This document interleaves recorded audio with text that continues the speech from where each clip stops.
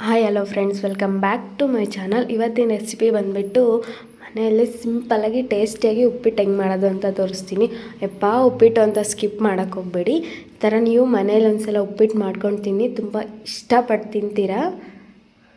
ಮನೇಲಿ ಈ ಥರ ಉಪ್ಪಿಟ್ಟು ಮಾಡಿ, ನನಗೆ ಉಪ್ಪಿಟ್ಟು ಅಂದರೆ ಇಷ್ಟ ಇಲ್ಲ, ನಾನು ಉಪ್ಪಿಟ್ಟು ತಿನ್ನಲ್ಲ ಅನ್ನೋರು ತುಂಬ ಇಷ್ಟಪಟ್ಟು ಉಪ್ಪಿಟ್ಟು ತಿಂತಾರೆ. ಬೇಗ ಕ್ವಿಕ್ಕಾಗಿ ಆಗೋಂಥ ರೆಸಿಪಿ. ನನಗೆ ಉಪ್ಪಿಟ್ಟು ಅಂದರೆ ತುಂಬ ಇಷ್ಟ. ಯಾರ್ಯಾರಿಗೆ ಉಪ್ಪಿಟ್ಟು ಇಷ್ಟ ಅಂತ ಕಮೆಂಟ್ ಮಾಡಿ. ಹಾಗೆ ಉಪ್ಪಿಟ್ಟು ಹೆಂಗೆ ಮಾಡೋದು ಅಂತ ತೋರಿಸ್ತೀನಿ ಬನ್ನಿ. 2 ಈರುಳ್ಳಿ ಹಚ್ಚಿಟ್ಕೊಂಡಿದ್ದೀನಿ, 2 ಟೊಮೊಟೊ ಹಚ್ಚಿಟ್ಕೊಂಡಿದ್ದೀನಿ, ಒಂದು ಸ್ವಲ್ಪ ತಬ್ಬಾಕ್ಷಿ ಸೊಪ್ಪನ್ನ ಸಣ್ಣದಾಗಿ ಹಚ್ಚಿ ವಾಶ್ ಮಾಡಿ ಇಟ್ಕೊಂಡಿದ್ದೀನಿ, ಅಂದರೆ ಸಬ್ಸಿಗೆ ಸೊಪ್ಪು, 1-2 ಕ್ಯಾರೆಟ್ ಹಚ್ಚಿಟ್ಕೊಂಡಿದ್ದೀನಿ, 8 ಬೀನ್ಸು ಚಿಕ್ಕದಾಗಿ ಹಚ್ಚಿಟ್ಕೊಂಡಿದ್ದೀನಿ, ಒಂದು ಅರ್ಧ kg ರವೆನ ಹುರಿದಿಟ್ಕೊಂಡಿದ್ದೀನಿ, ಸಣ್ಣ ರವೆ, ಒಂದು 6 ಹಸಿಮೆಣ್ಸಿನ್ಕಾಯಿ ಹಚ್ಚಿಟ್ಕೊಂಡಿದ್ದೀನಿ, ಒಂದು ನೋಕೋಲ್ ಹಚ್ಚಿಟ್ಕೊಂಡಿದ್ದೀನಿ ಅಂದರೆ ಗೆಡ್ಡೆಕೋಸು, ಒಂದು ಸ್ವಲ್ಪ ಕಾಯಿ ತುರಿದಿಟ್ಕೊಂಡಿದ್ದೀನಿ. ನೋಡಿ, ಈ ಥರ ತರಕಾರಿ ಸೊಪ್ಪು ಎಲ್ಲ ಹಾಕಿ ಮಾಡಿದ್ರೆ ಉಪ್ಪಿಟ್ಟು ಚೆನ್ನಾಗಿರುತ್ತೆ ಟೇಸ್ಟು. ಬನ್ನಿ ಹೆಂಗೆ ಮಾಡೋದು ಅಂತ ತೋರಿಸ್ತೀನಿ. ನೋಡಿ, ನಾನು ಫಸ್ಟೇ ಒಂದು ಸ್ವಲ್ಪ ನೀರು ಬಿಸಿ ಆಗಾಕಿಟ್ಟಿದ್ದೀನಿ. ಈ ಥರ ನೀರು ಸ್ವಲ್ಪ ಬಿಸಿ ಮಾಡ್ಕೊಂಡು ಉಪ್ಪಿಟ್ಟಿಗೆ ಹಾಕಿದ್ರೆ ಉಪ್ಪಿಟ್ಟು ಉದುದ್ರಾಗಿ ಸ್ವಲ್ಪ ಸಾಫ್ಟಾಗಿರುತ್ತೆ. ಅದಕ್ಕೋಸ್ಕರ ನೀರು ಕಾಸ್ಕೊಂಡು ಇಟ್ಕೊಂಡಿದ್ದೀನಿ ನಾನು ಮುಂಚೆಲೇ. ಈಗ ಸ್ಟವ್ ಮೇಲೆ ಒಂದು ಪಾತ್ರೆ ಇಟ್ಟು ಒಂದು 6 ಟೇಬಲ್ ಸ್ಪೂನಷ್ಟು ಎಣ್ಣೆ ಹಾಕಿ, ಸ್ವಲ್ಪ ಎಣ್ಣೆ ಜಾಸ್ತಿ ಹಾಕಿ, ಎಣ್ಣೆ ಬಿಸಿ ಆದಮೇಲೆ ಸಾಸಿವೆ ಹಾಕಿ, ಒಂದು ಸ್ವಲ್ಪ ಜೀರಿಗೆ ಹಾಕಿ, ಸ್ವಲ್ಪ ಕರ್ಬೇವಿನ ಸೊಪ್ಪು, ಒಂದು ಸ್ವಲ್ಪ ಕಡಲೆಬೇಳೆ ಮತ್ತು ಒಂದು ಸ್ವಲ್ಪ ಉದ್ದಿನಬೇಳೆ ಹಾಕಿ ನೀಟಾಗಿ ಫ್ರೈ ಮಾಡ್ಕೊಳ್ಳಿ. ಈ ಥರ ಫ್ರೈ ಆದಮೇಲೆ ಹಸಿಮೆಣ್ಸಿನ್ಕಾಯಿ ಹಚ್ಚಿಟ್ಕೊಂಡಿದ್ವಲ್ಲ ಅದನ್ನು ಹಾಕಿ,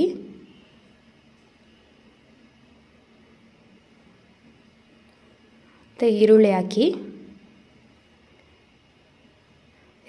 ಒಂದು 3-4 ನಿಮಿಷ ನೀಟಾಗಿ ಫ್ರೈ ಮಾಡ್ಕೊಳ್ಳಿ. ನೋಡಿ, ಈ ಥರ ಈರುಳ್ಳಿ ಫ್ರೈ ಆದಮೇಲೆ ಬೀನ್ಸು, ಕ್ಯಾರೆಟು, ನೋಕೋಲು ಮತ್ತು ಒಂದು 5 ನಿಮಿಷ ನೀಟಾಗಿ ಫ್ರೈ ಮಾಡ್ಕೊಳ್ಳಿ.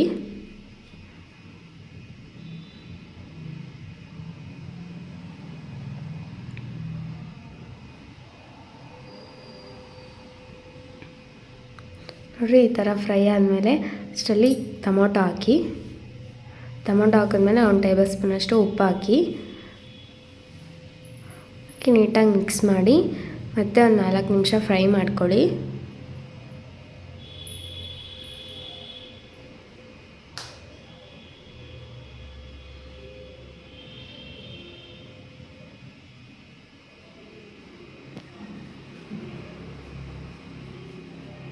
ಈ ಥರ ಫ್ರೈ ಆದಮೇಲೆ ತಬ್ಬಾಕ್ಷಿ ಸೊಪ್ಪು ಹಚ್ಚಿಟ್ಕೊಂಡಿದ್ವಲ್ಲ ಅದನ್ನು ಹಾಕಿ ನೀಟಾಗಿ ಮಿಕ್ಸ್ ಮಾಡಿ.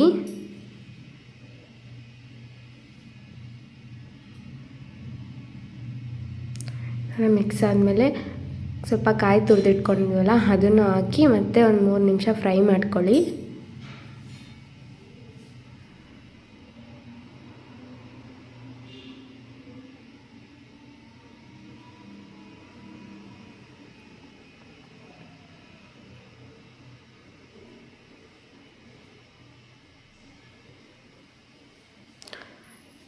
ನೋಡಿ, ಈ ಥರ ಫ್ರೈ ಆದಮೇಲೆ ಇವಾಗ ನೀರು ಮುಂಚೆಲೆ ಬಿಸಿ ಮಾಡಿಟ್ಕೊಂಡಿದ್ವಲ್ಲ ಅದು ನೀರು ಹಾಕಿ. ನಾನು ಈ ಬೌಲಲ್ಲಿ ರವೆ ತೊಗೊಂಡಿದ್ದೆ, ಅದಕ್ಕೋಸ್ಕರ 1 ಬೌಲ್ ರವೆಗೆ 2.5 ಬೌಲ್ ನೀರು ಹಾಕ್ಕೊತಾ ಇದ್ದೀನಿ. ನೀರು ಹಾಕ್ಬಿಟ್ಟು ನೀಟಾಗಿ ಮಿಕ್ಸ್ ಮಾಡಿ ಹಾಕ್ಕೊಂಡು ನೀಟಾಗಿ ಮಿಕ್ಸ್ ಮಾಡಿ ಒಂದು 2 ನಿಮಿಷ ಪ್ಲೇಟ್ ಮುಚ್ಚಿಬಿಡಿ.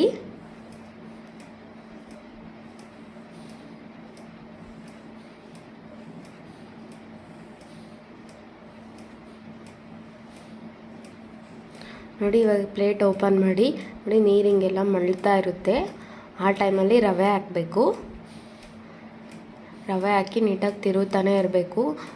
ಎಲ್ಲ ಒಂದೇ ಸಲ ರವೆ ಹಾಕಿ ತಿರುಗಿದ್ರೆ ಗಂಟಾಗುತ್ತೆ. ಅದಕ್ಕೋಸ್ಕರ ಒಂದು ಕೈಯಲ್ಲಿ ರವೆ ಹಾಕ್ತಿರ್ಬೇಕು, ಮತ್ತೊಂದು ಕೈಯಲ್ಲಿ ನೀಟಾಗಿ ತಿರುಗ್ತಾ ಇರಬೇಕು. ಈ ಥರ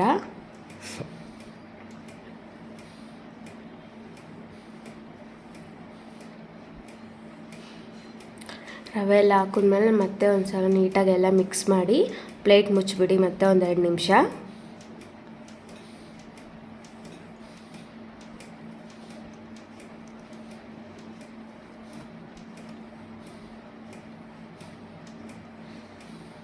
ನೋಡಿ ಇವಾಗ ಪ್ಲೇಟ್ ಓಪನ್ ಮಾಡಿ ಮತ್ತೆ ಒಂದು ಸಲ ಎಲ್ಲ ಮಿಕ್ಸ್ ಮಾಡ್ಕೊಳ್ಳಿ.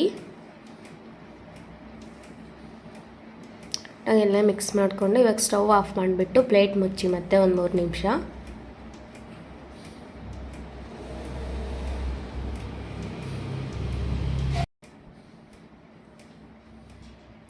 ಇವಾಗ ಪ್ಲೇಟ್ ಓಪನ್ ಮಾಡಿ ನೋಡಿ ಎಷ್ಟು ಕಲರ್ಫುಲ್ಲಾಗಿ ಆಗಿದೆ ಅಂತ ಉಪ್ಪಿಟ್ಟು. ತುಂಬ ಟೇಸ್ಟಿಯಾಗಿರುತ್ತೆ, ಈ ಥರ ಟ್ರೈ ಮಾಡಿ. ಯಪ್ಪ ಉಪ್ಪಿಟ್ಟು ಬೇಡ ಅನ್ನೋರಿಗೆ ಈ ಥರ ಮಾಡಿಕೊಡಿ, ತುಂಬ ಇಷ್ಟಪಟ್ಟು ತಿಂತಾರೆ. ನಾನು ಒಂದು ಬೌಲಿಗೆ ಸರ್ವ್ ಮಾಡ್ಕೊತಾ ಇದ್ದೀನಿ. ಎಷ್ಟು ಚೆನ್ನಾಗಿ ಸೂಪರಾಗಿ ಆಗುತ್ತೆ ಉಪ್ಪಿಟ್ಟು ಈ ಥರ ಮಾಡಿದ್ರೆ. ನೀವು ಒಂದು ಸಲ ಮನೇಲಿ ಟ್ರೈ ಮಾಡಿ, ಹೆಂಗಿರುತ್ತೆ ಅಂತ ಕಮೆಂಟ್ ಮಾಡಿ ನನಗೆ. ಹಂಗೆ ಮರೀದೆ ನನ್ನ ಚಾನಲ್ನ ಸಬ್ಸ್ಕ್ರೈಬ್ ಮಾಡ್ಕೊಳ್ಳಿ. ಪಕ್ಕದಲ್ಲಿರೋ ಬೆಲ್ಲೈಕನ್ನ ಕ್ಲಿಕ್ ಮಾಡಿ.